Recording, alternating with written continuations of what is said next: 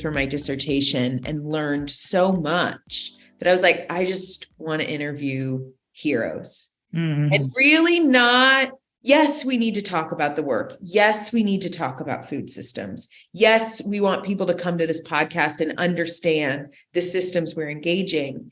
But we also want the biographical through lines of folks that have been in the work for decades, and to really help younger generations understand how folks resource themselves over time. So that was the initial ambition. And I think we've stayed true to the tact. I mean, every episode is really different, as you know, and goes in different directions. But I think today I want to focus both on your work in the food policy space, but also on your journey through it. Yeah. And what I'm particularly interested too in is like how to stay in it during times of hopelessness and like loss. I know you've had like big expansive eras, and then there have been eras where you're like refining and focusing. And so like how the work transforms over time. And then for you personally, just as a Native woman in the space and like coming back to Hawaii and being able to do that work. So that's my hope for today. So let's start with like your kind of origin story. Where are you from? Where were you raised? One thing that people have shared is like a piece of land or aina that's like shaped you as a person. I suppose, I've lived and grew up in a lot of places around the world, but we are from Hawaii, and the Daniels family is from Maui. And that has always been in my heart and soul, no matter where I've lived. But I was born in Hawaii. My parents met in college at University of Hawaii, the first one in their generation to go to college. And they got married there and got pregnant right away. And so my dad joined the Army. And that to me is a significant factor of 1950s Hawaii. The fact that a big, strong guy like him didn't have a lot of options for jobs then. And the Army was what drew him, so he wouldn't have to work in the fields or factories of sugarcane. My grandfather was a maintenance engineer at the Punane sugar mill. Our family actually has quite, that history that a lot of people have in Hawaii about pre-contact. We're Native Hawaiian, and then being part of of Maui civic society. My great-great-grandfather, William Henry Daniels, was a judge and a lawyer and a congressman to the Kingdom of Hawaii. And he was in office at the time of the overthrow of the Hawaiian government, but refused. I didn't know this. Yeah, it's the Daniels story. So Daniels is your maiden name. Yeah, Daniels is my birth name. Yeah. I'm married, but my husband is Irish. You're not American. A maiden anymore? You're maiden. My husband's Irish American, and his family immigrated from Ireland generations ago. But yeah, so that history is, a big part of our own family's sort of spiritual legacy, I would say. So that William Henry Daniels refused to take the oath of office to the self-installed provisional government. So then he couldn't keep his judgeship. He couldn't keep being a congressman to the Kingdom of Hawaii. And so he had to work in the ditches of the sugar fields. So then subsequent generations of Daniels men worked in the plantations of Maui. And I'm going to pause you just because for our listeners who aren't joining us from Hawaii, this is a pretty powerful historical moment for folks' identity in Hawaii. And I'm wondering if you can just expound on that a little bit, like how you as a Native woman relate to the overthrow of the Hawaiian kingdom. Maybe I'll put it in this way, and come back to how I learned about it the first time. So this sort of continues the arc of where I grew up. My dad joined the Army. And the first memory, even though I was born in Hawaii, we moved to Colorado Springs, we moved to Berlin. So my first memories of this world are living in Berlin. And then we lived when the wall went up, and then we lived in Georgia where there was still segregation. And then we lived in Omaha, Nebraska, and then we come back to Hawaii. So I'm 9 years old. And my grandfather, who was the maintenance engineer at the Punane mill, told me he wanted very much to have us understand Hawaii, that we hadn't been there. We were growing up in these faraway places, and we're returning to Hawaii, and he did a big luau for us in his backyard in Kahului. And over time, over many talk story sessions, meaning sitting around the dinner table and talking, he began to tell us stories of Hawaii. And at the time, these stories weren't told. I guess that's the significance I want to impress on folks. We're now talking the 1960s in Hawaii, which is just not even a decade past statehood. And Hawaii had gone through a period of cultural erasure, or attempts at cultural erasure. And there was a prevalence of a sense of a need to assimilate. So people who spoke Hawaiian or who held Hawaiian cultural values were being shamed into hiding them. But my grandfather had a lot of pride in Hawaiian history and Hawaiian culture, and also in this particular history of our family. So he told me one day that my great-great-grandfather had been jailed. And I said, why was he I'm 9 or 10. And I said, was he a bad man? And he said, no, he was attempting to resist the overthrow of the Hawaiian government. I said, there was a Hawaiian government? Who knew that at the time? All we knew was Hawaii was a state, and they were not teaching this history in schools then. Wow. So he told me about the overthrow of the Hawaiian government. His sense of it was that it was wrongful, but I will say that at the time, that was not a prevailing view. The prevailing view was we were a state. And we were all going to be happy about it. But he was explaining, what had happened, and that, I mentioned to you that my great-great-grandfather had been working in the ditches after 2 years of the Queen's effort to diplomatically reverse the wrongful overthrow of her government, which was done by force. She attempted through all sorts of diplomatic channels. Those channels were not succeeding. My great-great-grandfather was part of an attempt to retake Hawaii back, and to it was called the Wilcox Rebellion. I'm like covered in chicken skin. I'm like, wow, I didn't know this about you. Yeah, the Daniels family of Maui. And so I learned that at a young age, and it was so I will say, coming on the heels of being in Berlin, where there was a wall being built to divide people, and seeing people jump to their death rather than be stuck behind the Russian side of the wall, and seeing the gravestones on the sidewalk when I'm 6, 7 years old, left a big impression. And then being in Georgia, where I saw segregation by color, which it's the first time I was aware of race, made no sense to me. I come to Hawaii, learn about, people being divided from their own lands. And that, I think, has stuck with me and has shaped a lot of my view of the world, of realizing that, structures can be unjust, and that society requires a lot of commitment to truth, to justice, to honoring, culture and legacy.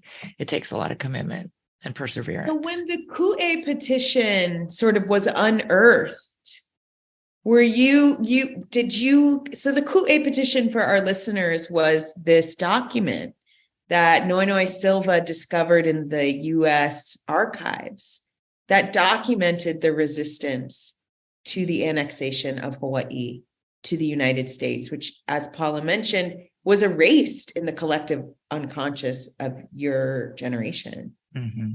So when you heard about that, did you feel this familial link to that truth that was being told for the kind of first time again? That there was this resistance. Yeah, I feel, I have to say, our family feels a bit, very much restored and connected to the pride of the legacy that William Henry Daniels was not a failure, but a success in terms of, persisting in the truth of having a sovereign nation and defending a sovereign nation, and resisting a wrongful overthrow. He had a tragic end, so we were in the shadow of that for a long time as a family. But hearing more and more, a lot of it has to do with Ron Williams' translation of stories from newspapers and him bringing a lot of this information forth. Ron Williams is a scholar who was at the University of Hawaii. He's now, I believe, at the archives. So that's been healing, actually. It's been very healing. And the other part of it that this is more about the kind of the resurrection, the Renaissance. But my grandfather, who told me about, William Henry Daniels, his grandfather, and his resistance to the overthrow. But he also always believed that the Hawaiians had so much knowledge and ability and had the wherewithal to have intentionally come from Tahiti to Hawaii. So at the time he's telling me about, how my great-great-grandfather resisted this overthrow, which I was just learning about from my grandfather only and not in the school books. He was also saying, and I believe the Hawaiians sailed from Tahiti to Hawaii and probably kept going. I think they were brilliant navigators. And why would they stop? They had this knowledge. There was nothing that they would have been afraid of in the ocean. And at the time, the prevailing view was Thor Heyerdahl's view of accidental drift, that the Hawaiians just sort of came up on a current from South America and, oh, wow, we're saved. There's an island here. But the intentionality of the Hawaiians sailing to Hawaii was not a prevailing idea, but it was something my grandfather believed in. So years later, like a decade or so after he was saying this, came the hokulea, which was something that a sort of classmate of mine, Nainoa Thompson's a couple years older than me at Punahou, but that he put together a number of folks even before him, had created the hokulea, which was a voyaging canoe done in the original style, the traditional style of Hawaiian voyaging, and learned celestial navigation, traditional wayfaring techniques, and sailed to Tahiti from Hawaii, proving that theory out, and have since sailed around the world. To me, that is one of the most inspirational. I'm tearing up thinking about it. Yeah. Completely inspirational and affirming. And particularly validates, I think of my grandfather.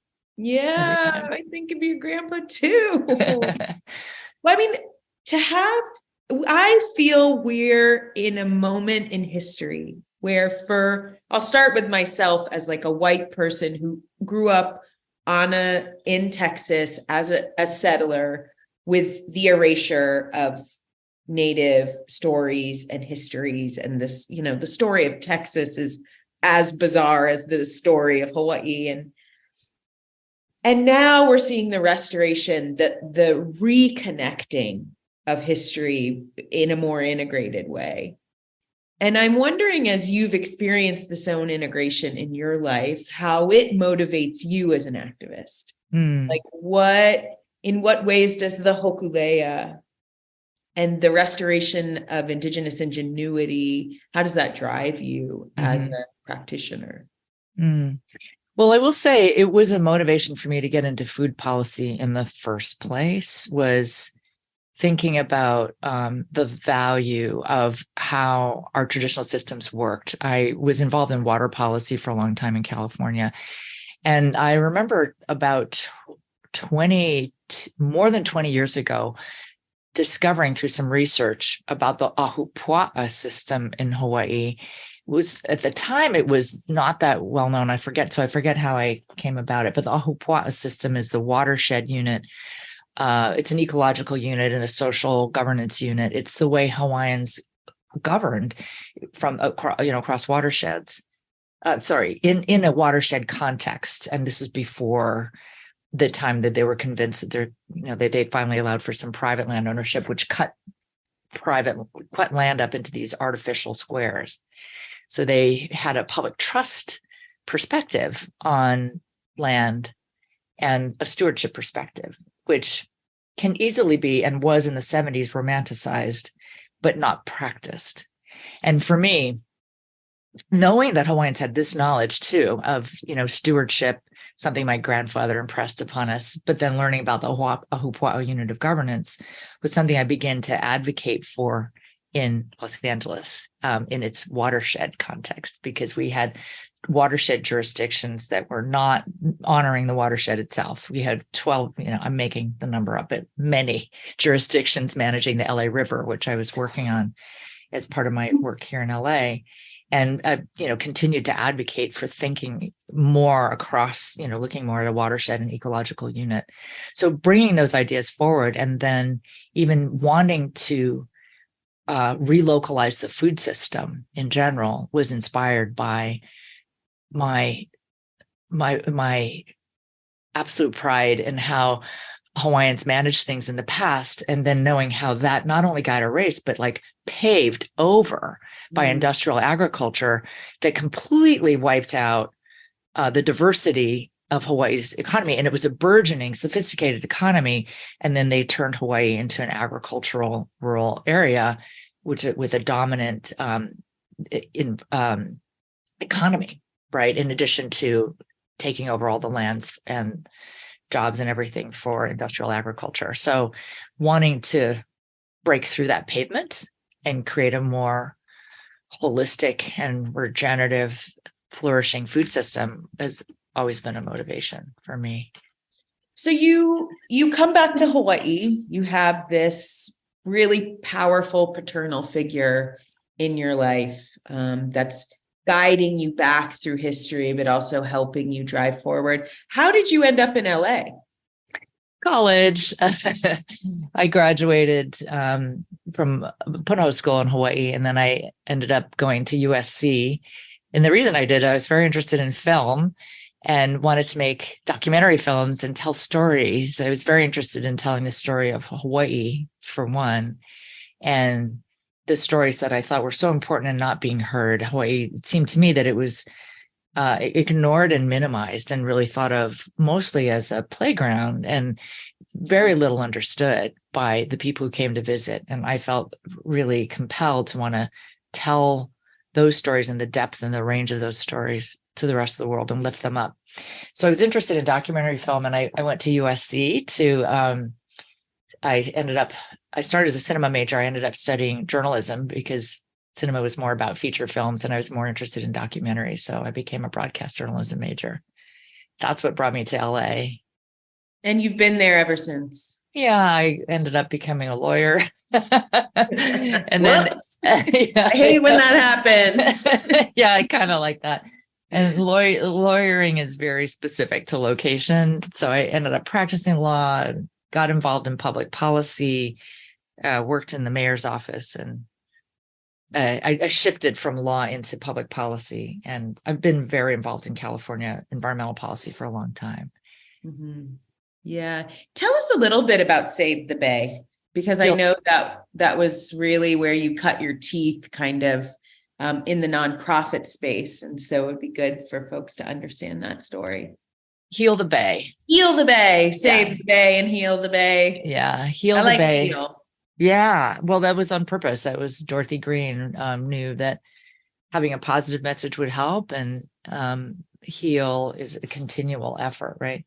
So I was practicing law, partner in a law firm, busy as heck, being a trial attorney. And I learned about a small, at the time, nonprofit organization called Heal the Bay, which was devoted to ocean protection, protecting it from the pollution that was being dumped into the waters by the city systems.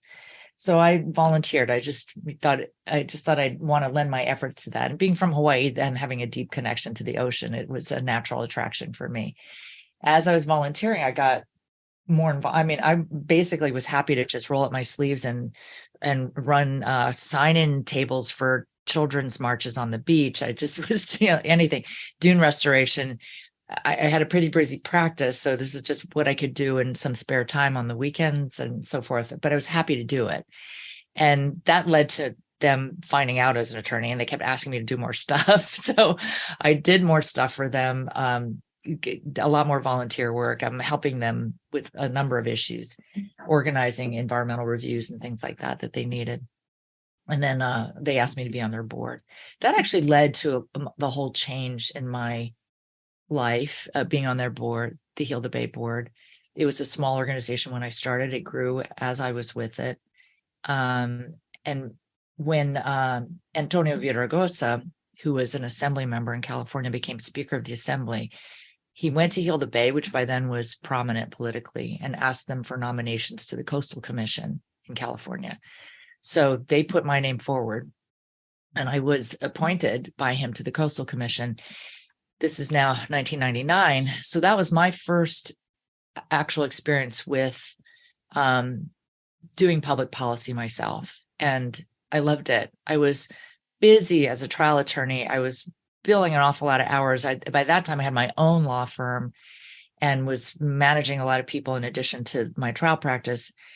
And it was hours and hours of extra time, for me to do this Coastal Commission work, but I loved it. And I thought, I need to shift this. If this is where I feel like I'm thriving, I hope I'm contributing in this space, I need to start doing public policy more full time. So it made me start thinking in that direction. And I started slowly pulling away from my law practice and giving it over more to my partner. But at that time, I'd also had the experience of my mother having been in public office in Hawaii and showing me the potential for public policy and what it can do for people. So my mother was an elected official in Hawaii from 1990 to 1994, and she died recently. In the headlines, they called her a trailblazing feminist. And she did a lot for women's rights and for equality in general, and was a very strong civil rights activist, and often said that medicine is important, and the lives you save with medicine are important. You save one life at a time. With public policy, you affect thousands, millions of lives at the same time with public policy, and can make their lives better. So I'd had that exposure to public policy as well. Wow, you have strong kuleana coming down from both sides. Both sides, yeah. So I want to, there's something that came up for me, and just sort of you're thinking about your LA years, and I relate to it in terms of my own journey, because so much of my professional pathway began with volunteering. And this idea of like, I'm interested in the work, so I'm just going to show up. And whatever they need. Whatever they need. And I think a lot of young folks are like, I need to get a job. And so my job is going to be an expression of my values. And we forget the need to kind of like show up and kind of kick the tires in organizations and in spaces. Yeah, it's true. Volunteering is really important. And I think knowing every aspect of what is needed and doing every aspect of what is needed is really important. I also have always volunteered for political campaigns. Me too. And if they just need, flyers stuffed in bags, if they need somebody to get coffee, if they need somebody to go make copies of something, fine, I'll help do that. And then also I've always gone door-to-door canvassing to help, people understand what the issues are, to help them think through who they want to vote for, to help get out the vote. Personally, I find it incredibly gratifying to be able to have those one-on-one conversations with people, to be part of every little bit of what makes something happen. And I think there's nothing small about any task when you're part of a collective effort to start making change or engaging people. Yeah, I mean, I've said this before on the podcast, so sorry to everyone who has to hear it again, but when I think about the origins of my career in food policy, it was volunteering to be the driver for Frances Moore LePay when she came to Hawaii. And I got to sit in a van with her for 5 days, and we became friends and colleagues, and she was the original funder for the Food Policy Council. Oh, that's great. So it's like, if I had thought of myself as somehow above being this chauffeur, I never would have gotten the opportunity to just like get to know someone. Yeah, that's true. I mean, and every bit of the work needs to be done, right? It all needs to be done. It all needs to be done by somebody, and you can always learn something from every piece of it. And as you said, part of it is like who you meet along the way. And there's a lot of great connections.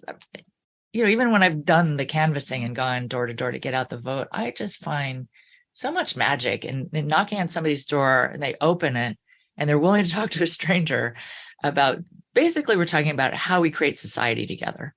because we're talking about voting, and voting is creating society. It's saying what you want out of society. So engaging in that with somebody, I just find really rewarding and meaningful. Learn so much. The introvert in me is like, cannot, but I'm here. Yeah, you are not an introvert. Everybody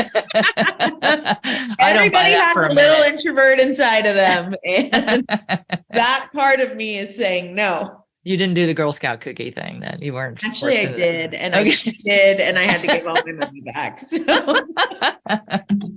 that's a different story for a different podcast. But I hear you. And as you know, in Hawaii, if you're going to run for office, you have to go door to door. Yeah. And my mom was quite an extrovert. So I'm Jackie Young's daughter in that sense. Like from the time I was little, I was just like knocking on doors like, hi. So I met you I was trying to do these numbers the other day, and I was like, okay, I researched my dissertation from like 2008 to 2011. So that means I probably met you in 2009 or 10. When were you at the LA Food Policy Council? Ashley, I remember meeting you a little later than that. You might have been wrapping up your research because I remember I was moving out. Oh, right. So you came when we were moving out. So I started the Food Policy Council work in 2009. You want to hear about the origin story? Yes, please. So actually at the time I was, by that time I'd made the transition into the mayor's office.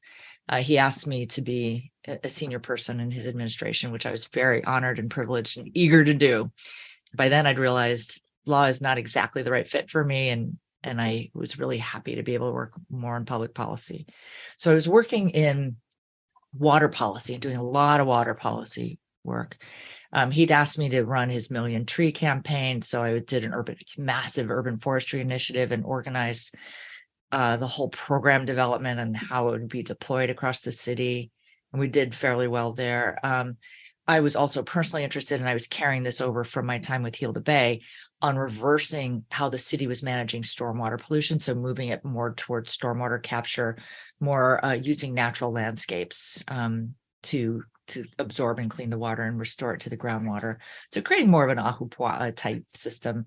But I had done some ordinances around that. I created a workforce development program. I was doing a lot of things around stormwater capture. And I was also at the same time, and this is what led me to food policy, on the board of the Bay Delta Authority. So that was a state appointment. I was appointed by the governor, and that oversaw the State Water Project, which is the huge water system that takes water from the Sacramento, San Joaquin Delta and brings it down through the aqueduct to Southern California and irrigates the Central Valley, where all of California's agriculture is. And it was really driving me crazy to see how agricultural interests were seemingly impervious to regulatory pressure, to regulatory management of water to them, and also to political pressure. And I started thinking about how agricultural interests seem to respond to markets, right? It's all private economic system. I met many in the course of being on the Bay Delta Authority. I met many growers who were organic, but didn't care about the principles of organic. They cared about the market premium. And I thought, well, as long as they're not using pesticides, as long as they're following organic practices, great. It'd be great if their hearts were there as well. But if we can reach them with their pocketbooks, let's do that. So I started thinking of, at the time, having this purview from being in the city and seeing the power that the city could have in so many ways as leaders, and how much by that time I'd had 5 years at the city and had a pretty strong sense of what our capacity was to lead and what a difference we could make. I thought we need to create a procurement policy so that since we're not growing food anymore in the city, we can at least aggregate our demand and say, okay, we want you to grow food and we will provide you a viable economic market for food that is environmentally sustainable, that doesn't use as much water, that doesn't use as much pesticides, all those things. And along the way, support local economies and so forth. To get there, I felt, we needed to have a process that included all stakeholders in the food system. So to get there, I pitched to the mayor that we should have a regional, a food policy, a leading policy in LA to show how we can be leaders with what we have as a city in a regional food system. And through that he agreed that we should have a task force to look at whether there should be a food policy council. And we did that. And then the task force agreed there would be a food policy council, and we created the food policy council. We then set about to at the same time to come up with our policy framework. And we came up with 55 different ideas, which we organized into buckets. And one of them was that procurement policy. All the policy ideas we came up with, I was very interested in, but we continue to build the procurement policy. It's called the Good Food Purchasing Program.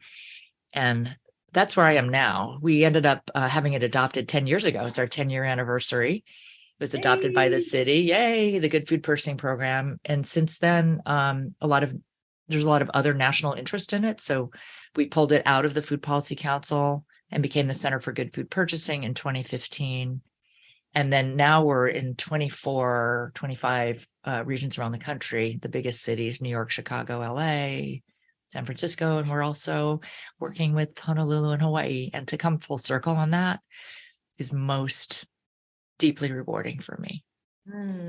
It's rewarding for us too.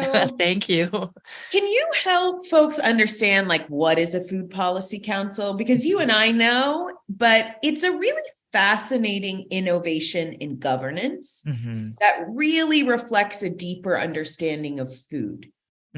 So what is a food policy council, and how is it different than a Department of Agriculture, for example? Or even a nonprofit that's working on food issues or helping to solve hunger. Yeah. So in its ideal form, a food policy council is what some are calling a collective impact initiative. That's a term of art that was coined by some sociologists, and it's been published in scholarly literature. So that's why they use that term, collective impact initiative. And what does that mean? It means that there's a backbone organization that helps coordinate many actors in a field. Now, that's how it can operate. But a food policy council itself, ideally, is a cross-sector, multi-stakeholder governance model. The UN and the World Wildlife Fund actually just did a study on this, and they call them multi-stakeholder mechanisms. And they did study the LA Food Policy Council and called it out as one of the 10 best that they'd seen. So the structure that they appreciated and that we were determined to create was that it would be have fairly even representation throughout the food system spectrum. So you could have all those voices and perspectives as part of the work that we would be doing.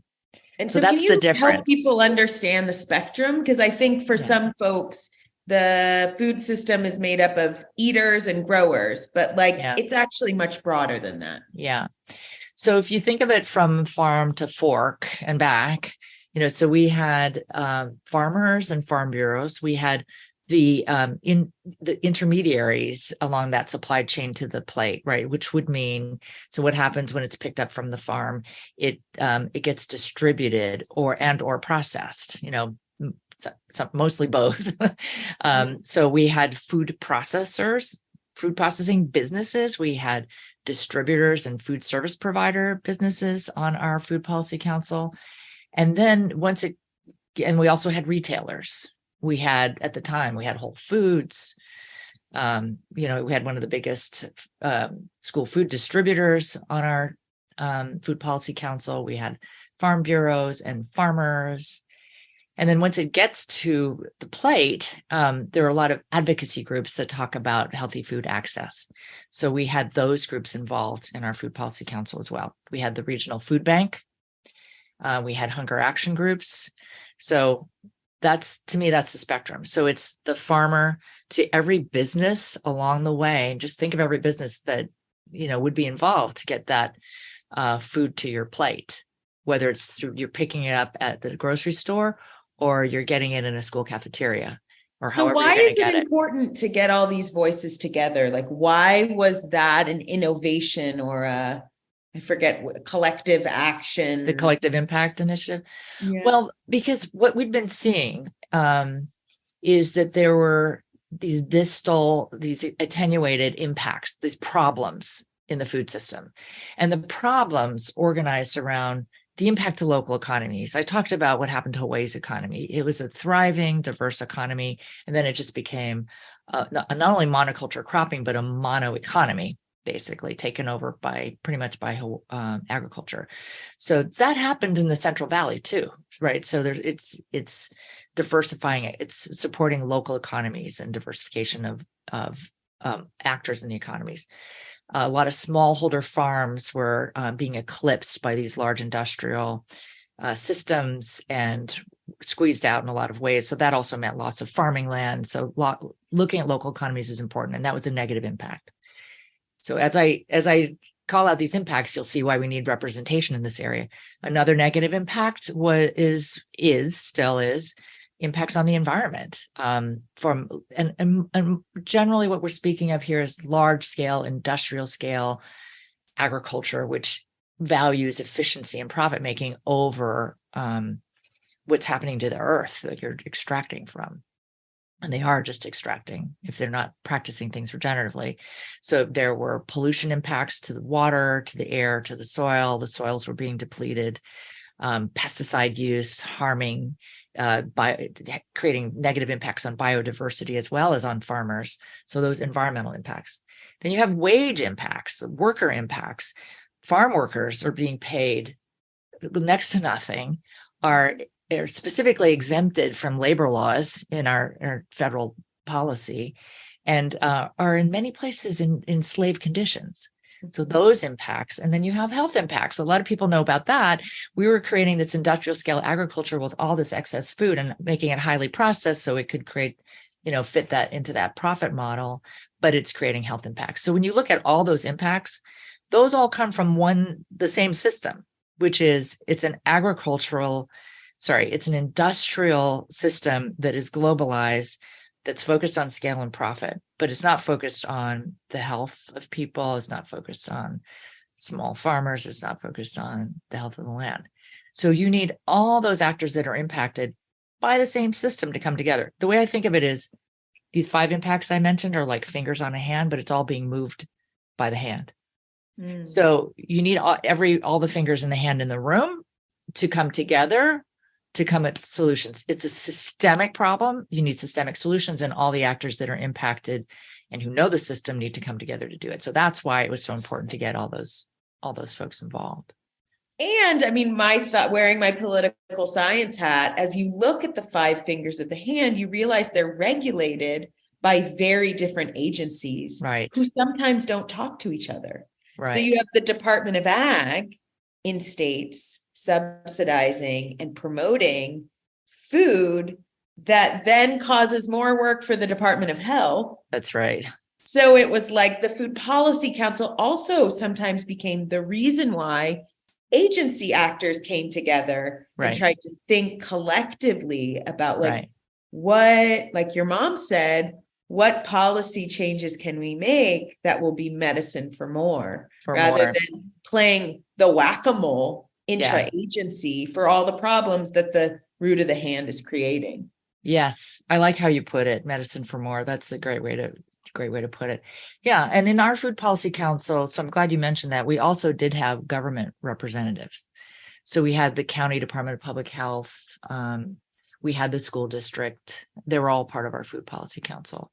So what was good about that, and what showed how the model could work, at least for us in LA at that time, was that we were able to collectively develop that good food purchasing program that was a dream of mine in putting this together. It was my North Star, in pulling me through all the meetings and all the, all the questions and all of that. It kept guiding me through that, as others were as interested in doing that sort of work as well. But so out of that, we were able to collectively fashion this good food purchasing program, and collectively fashion some other things that we all got behind and started advancing as a Food Policy Council. So before we talk about the power of procurement, because I think this has been a space where you've really offered some important national innovations. As an activist, it seems to me like you have tried your hand at many ways that you can have impact and live a life of purpose. And I'm wondering what that transition into government felt like for you. Like, were you happy to have a seat at the table and like really drive those policy innovations? Was it alienating? Like, what is public service like? Well, and my mother had been an elected official. So, and at that point, I had also been an appointed official. I'd served on the Coastal Commission. We had decision-making power. I had a vote, one of 12, but we had decision-making power over all the land use decisions in the coastal zone of California. So that included nuclear power plants, included resort development, it included desalination plants, it included a lot of stuff. And for me, I feel I never subscribed to the inside-outside thinking, the paradigm. For me, it's like you have the privilege and the responsibility of making decisions, but you bring who you are as a community member to that seat. And you're just sitting in a different seat then, but you have that responsibility at that time. And then I think because I've been in law, I'm interacting with, judges and the court system and all of that the whole time. And all of that seems fluid to me in terms of how you engage. I feel like, I guess what I'm trying to get at is I feel like sometimes when folks become a member of government, many people who are not in government start seeing them differently. It's almost like they step into another world and they become robots or something. They're like not people anymore, but they're the same people and they live and breathe the same air and, are part of society, and their kids go to the same schools. So they're not different people anymore. They're just in a different spot. So for me, I've always seen being in government as just, I happen to be the one who can access these resources, but I'm still going to work with stakeholders and community and get input. It's not a threshold that anybody has to cross. It's an ocean that we're all in together. And maybe I'm steering the boat right now, if that makes sense. I think you are right that there is a perception, maybe it's the biggest perception, maybe not, that the minute somebody enters public office, they become like the problem. And they're like something or someone they're othered against. Yeah. And they're like the man. We've interviewed a few elected officials on the podcast, and I'm really trying to get at this, like, because there is a lot of sacrifice that goes into public service. Yeah. It's really time intensive. It tends to not pay or not pay well. I worked harder in government service than anywhere else, and I got paid a fraction.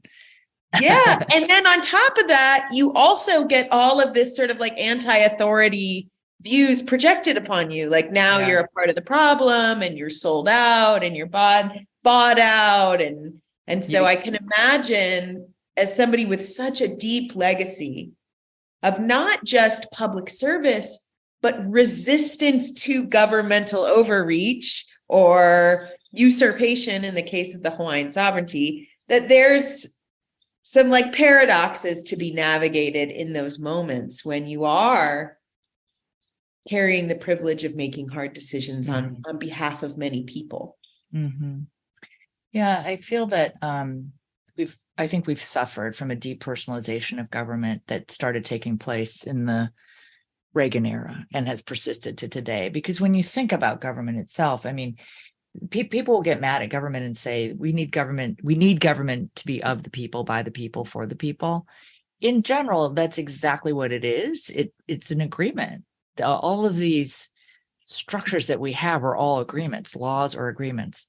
And if the agreements no longer work, or no longer relevant, or are working in a way that's disastrous and not fair and not just and not promoting justice, then we should change those agreements. That's my sense of things.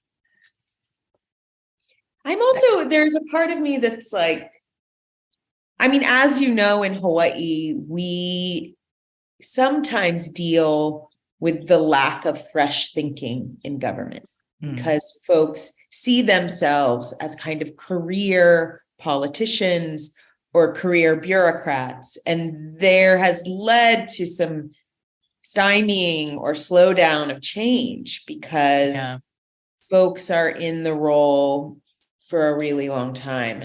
So it's like, it is both not always somebody who has power that's using it, and there is a legitimate frustration that folks have with people in government who refuse to push the kind of changes we're talking about.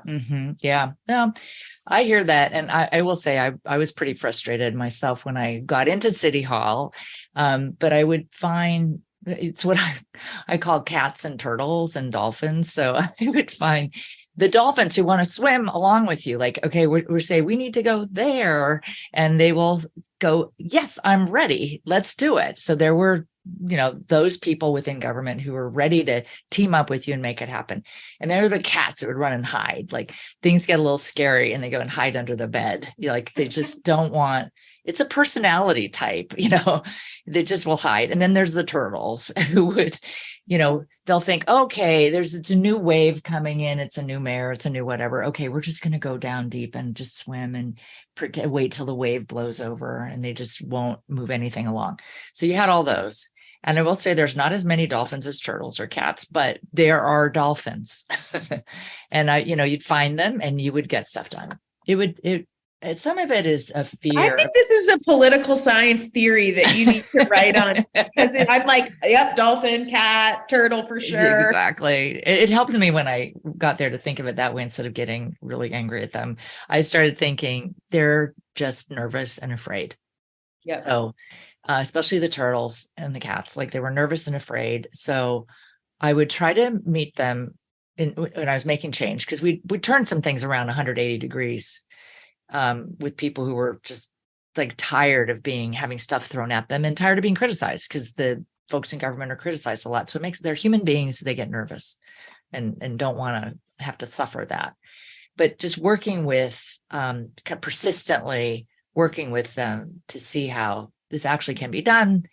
It's good for society. You can do it and you can succeed. We were able to get some things done. So tell me about procurement. What's that? It takes some persistence, I would say, some like being like water, just, consistently, moving. Yeah, tenacity is certainly a trend across the podcast. I mean, really going for it. And I think I've reflected on that in my own leadership. Earlier in my career, when I would start to hear the no's, I would immediately kind of like feedback loop it and like, maybe I'm making the wrong decision, or maybe this is a bad idea, or maybe it's not the right time. But more and more, I'm like, to actually stand in a space of leadership is to hear the no's, to hear the critiques, but actually keep going. Yeah. How do you get to yes? Yeah. Here, listen to what the no really means. Yeah. Yeah. And be able to like confidently articulate your logic over and over, with the hope that in time you can sense make around why you think this is the best thing to kind of move forward. Yeah. And then sometimes it will just take a command, it will just take somebody at the higher levels to say, you're going to do this. And to keep, it does take having, I don't mean it in that authoritarian sounding way, but to have a clear directive and a clear direction from the leader, and to, be persistent about that can make a real difference too. So I do think it's really important to have leadership at the top that reflects your values, and who also will have a set of skills that will be able to implement those values. So it's not just somebody who's appealing, but somebody who's really going to make a difference, who's going to know how to get in there and to, persist. This is such a fascinating conversation, 1 week into the Green administration here in Hawaii. And for our listeners that are outside of Hawaii, Josh Green is our newly elected governor. He comes to public service as a doctor. He's not this sort of career politician. He's a very sort of fresh take here in Hawaii. And I think all of us have seen those new leaders emerge, whether it was with Obama or even Gavin Newsom, for example, and then recognizing, so now it's the how. How are these leaders with these great ideas going to be able to work with the cats, work with the turtles, and enable the dolphins? Yeah, that's right. I mean, I'm like, let's talk in a year from now and we can kind of figure out, because I think Josh has a really exciting vision for food. I think he's a really exciting vision for ag, and he has really great people advising him. So that's important. I mean, it's important to have the right people around. As a chief executive, you can't do everything. Sorry, as a chief executive, you can't do everything, but you are a spokesperson, or you have to engage externally. But having the right team in place and empowering them to do the work is important. And I think holding people accountable in general is very important. I think key things are transparency and accountability, and something that every person in government has the obligation to reflect, because you're there, to do the work of public service. You're there at the, decision of people who are saying, okay, you're now going to be in that spot. So being transparent about what you're doing and holding yourself accountable and being accountable to the public is important. Then the public also paying attention and saying, we want to know what's going on, those are powerful combinations. Yeah. So finally, to procurement. Procurement, such a wonky term. A movement nationally, of which you are a leading edge of it, to change procurement so that it reflects more holistic values. And so what is procurement? What do we mean by that? And why does it matter? Why is it a part of this broader strategy for food system transformation? Procurement is that wonky term for buying power. So it's purchasing. And we use procurement often when it comes to government purchasing or large institutional purchasing, because that's where you really have the potential for change at scale, particularly in the food system. Just in general, there's trillions of dollars moving through government procurement at the municipal, state, federal level all the time. And give us examples. Oh, I mean, you can go anywhere from the government buying parts for rockets to governments buying parts for trains to governments buying office supplies to food.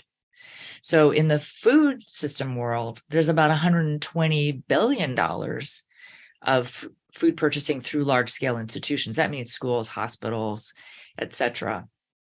And in the school food system alone, it's an $18 billion program, about $9 billion of which is in food itself. So we felt that would be an important place to start making a difference in large scale institutions in regions, and particularly in school districts, because school districts are the largest food service provider in any region. In Los Angeles, the school district spends anywhere from $120 to $150 million a year on food. That's a lot. That's a lot of difference that you can make in what sort of patterns and practices you're supporting. People talk about it as voting with your food dollar, and that is essentially right, because if you're supporting organic food, organic grew from a very small market to a large market because people were buying organic food. It's not going to grow without people buying it. The farmers need to make a living. So you support it in that way by saying, we will support this practice and we will support fair labor practices. So that's why we focus on procurement. And all told now, since we're now in 24, 25 regions around the country and collecting purchasing data from over 60 institutions, we are looking at ourselves, just our organization, the Center for Good Food Purchasing, over $1.1 billion worth of food purchasing. And what we're doing is telling these institutions, this is how you're spending your money. So since you've told us and you enrolled in our program because you care about local economies, here's where we see you're spending your money. Most of it's going to small out of state. Sorry, I said it the wrong way. Most of your purchasing is going to large out of state vendors. What if you started looking for smaller producers in your region to buy from? You'd have to set up the relationships, but you can start making that change. And we'll tell them, this is where you're, from an environmental standpoint, X% of your purchasing is environmentally sound. Can we think about strategies to increase your environmental purchasing? And all told, it'll make a difference. When we were adopted 10 years ago by LA Unified School District, they started on our program right away in earnest. They'd been part of designing it. And within a year, they went from less than 10% local sourcing of produce to an average of 60% local sourcing of produce. And it redirected $12 million into the local food economy by itself. And it's continuing. So they're now at about $19 million going to the local food economy.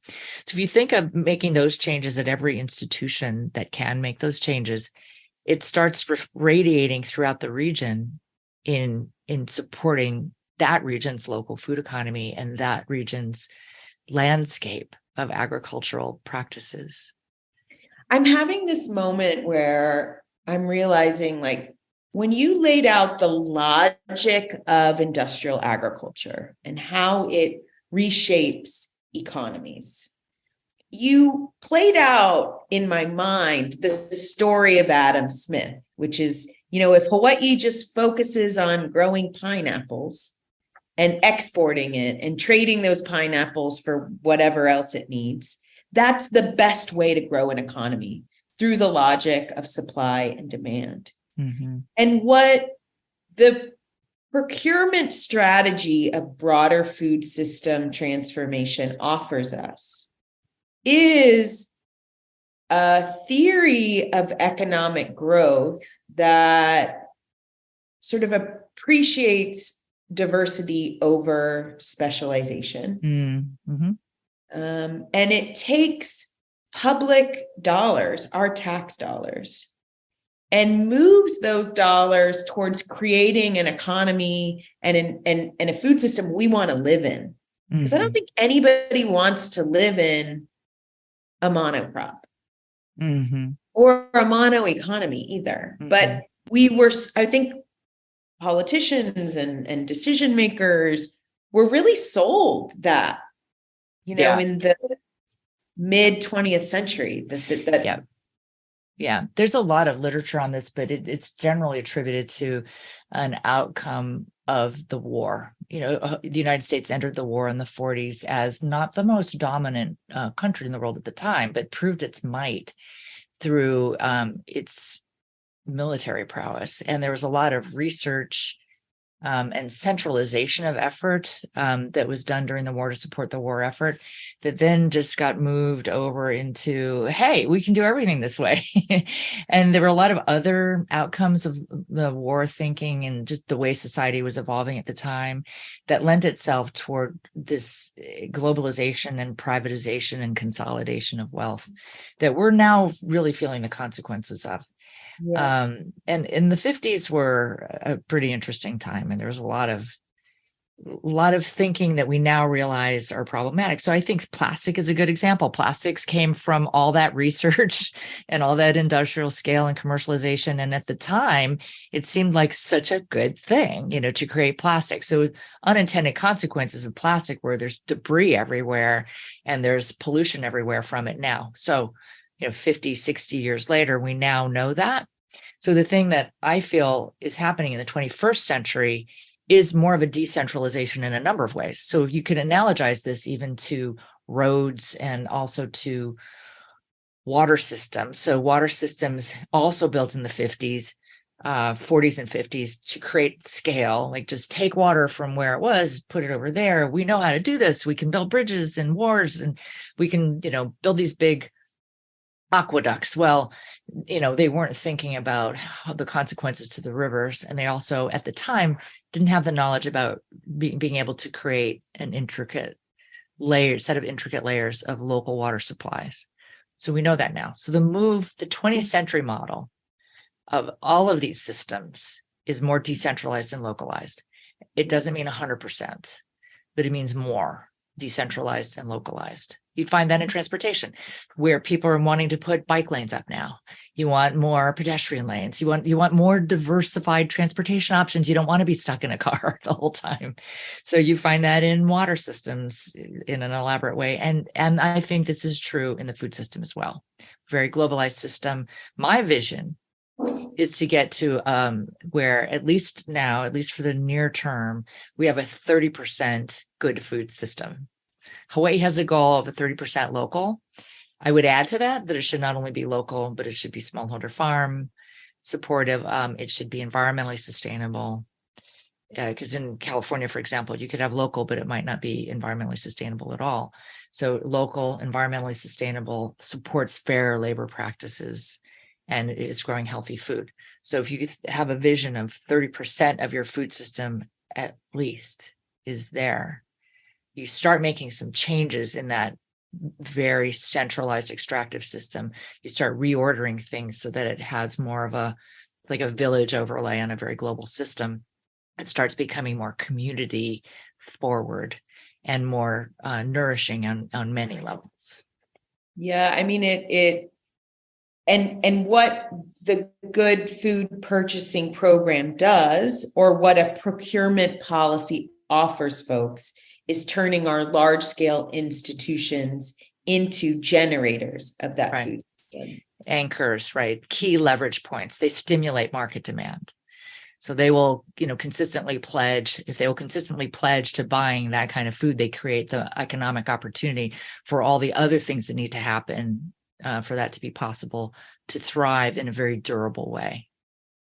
It reminds me, I don't know if you've ever heard this story, but when Claire Sullivan was at Whole Foods, Kahala, and she got wind that one of the last remaining family-owned eggeries was going to go out of business on Oahu. And so she went and approached the farm and she said, here's Whole Foods procurement policy on eggs, and this is what we need from you.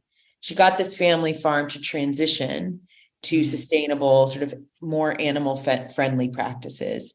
She got them to do that by promising them that they would purchase not just eggs for the store for consumers to buy, but that they themselves in their prepared food program would use all locally sourced eggs. And she matched that with a private foundation grant from the Whole Foods Foundation. So it was like this blended approach to sort of slowly shifting the supply chain. And now those eggs, Shakamoa eggs, are in all retailers across Hawaii, because the family farm was able to kind of take that small market indication and kind of expand their brand. And it's like Whole Foods could do that because they're a large purchaser. So like, what could our retirement communities do as large purchasers? Right. What could our schools do? Exactly. You're exactly right. It creates that market viability. And what it also prioritizes is relationships. Instead of scale and efficiency, it prioritizes relationships. And that is not inefficient necessarily. It's just a different sort of attention. If you're prioritizing scale and efficiency, you're prioritizing a lot of paperwork. But if you're prioritizing these relationships, that is, in fact, what you're doing and you're building community and relationships around food in addition, and market viability, and you're returning all of that economic activity into your local economy. So it's a very worthwhile investment of time and a redirection of time by an institution. So why is it so hard? I mean, I feel like, at least in Hawaii, we've been hammering on Department of Education sourcing local, healthy, fresh food for like forever. Forever. I mean, I moved here in 2006. So since then. Yeah. And then we're not there. So like, what makes it hard inside the logic of these institutional purchasing programs from them procuring locally?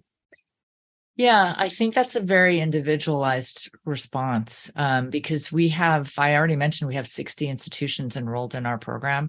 So for those 60 institutions, they're making those changes already. I mean, they're eager to do it, and they're eager to make the investments, and they're eager to make the changes. There's an example in Minneapolis Public Schools. There's a very visionary food service director there, who hired a farm to school coordinator who this is Minnesota that has a short growing season. Every January, she would work with the menu planners in the school. She'd work across all the different departments in the school to figure out, like in the example you gave, here's what we will need. And we're going to plan the menu for what we know can be grown around here. So she calls a meeting of the local farmers and says, here's what we know we need for this year. And here's how much. So she does all that work in advance just to share that with them. And if we commit to buying it from you, will you be able to grow it? And they do. So it's not hard in Minneapolis. They've put their will into it, and to have that position, that person be empowered to do that. She's now with the Department of Agriculture in Minnesota, but was doing that work for a long time and set up those processes. It becomes hard sometimes, and I think this gets back to turtles and cats, for people in government to change, because there's a lot of pressure on them to just keep doing what they're doing already. They're trained to do it a certain way. So what this means is they have to do it differently. And shifting from, what it was to what it will be can happen. It just takes it's a time and commitment to change those processes. And that I think it depends on who you have in each position. That's a position of importance. It comes down to leadership. And when I say leadership, I think you can lead from any seat you're in, and from any seat at any time. And it comes down to that, and being willing to lead and make change. So we're almost out of time, which makes me sad. It flew by. What's giving you hope right now? Like, why stay in it? Why come back to Hawaii and try to do this work here? Like, what motivates you now? Oh my gosh. The Hawaii question is both an easy and complex one to answer. I mean, to be able to work in Hawaii is a dream from, being of Hawaii and feeling the suffering, of a society, but feeling its resurgence. And the opportunities now are tremendous. In Hawaii itself, I am so encouraged and inspired and just thrilled about all of the different work, all the work going on there. There's so many people involved and engaged and committed to making these changes. It's really remarkable and there's a lot of innovation and entrepreneurship that I think the whole world should know about.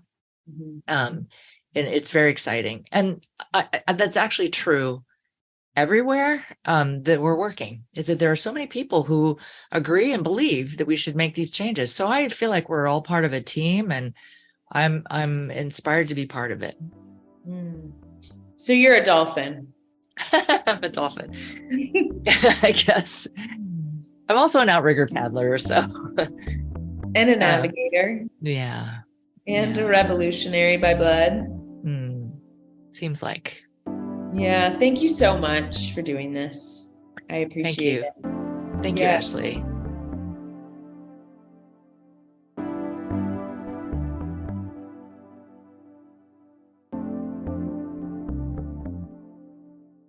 The Hero's Journey is brought to you by the Center for Food Safety. Production by Julia Ranney and Ashley Lukens. Editing and social media by Amanda Lillibridge, Duration, and Annalisa Camacho. Theme song by Walker Lukens and Adam Mason, and audio engineering by Adam Mason. You can find us across all podcast platforms and follow us at Center for Food Safety on Instagram, YouTube, and Facebook, and CFS True Food on Twitter. We're on the web at theheroesjourneypodcast.com. Do you have a hero you'd like to see on the podcast? Fill out the form in the show notes or email us at theheroesjourneypod@gmail.com. If you enjoyed this podcast, like and subscribe, and make sure you'll never miss an episode. We'll see you in a few weeks.